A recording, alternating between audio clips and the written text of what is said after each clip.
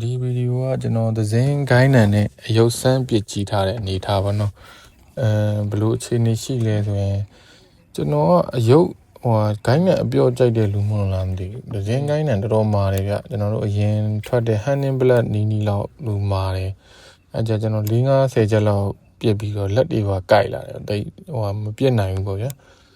ဒါကအယုတ်ဆန်းပစ်ကြည့်ထားတဲ့အနေထားပေါ့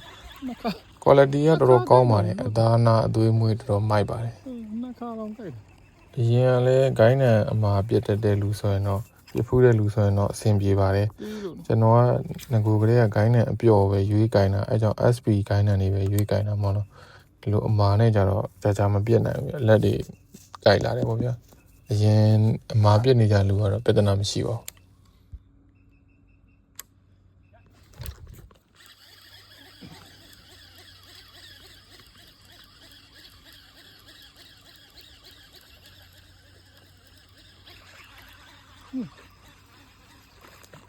လွတ်သွားရင်နားကြ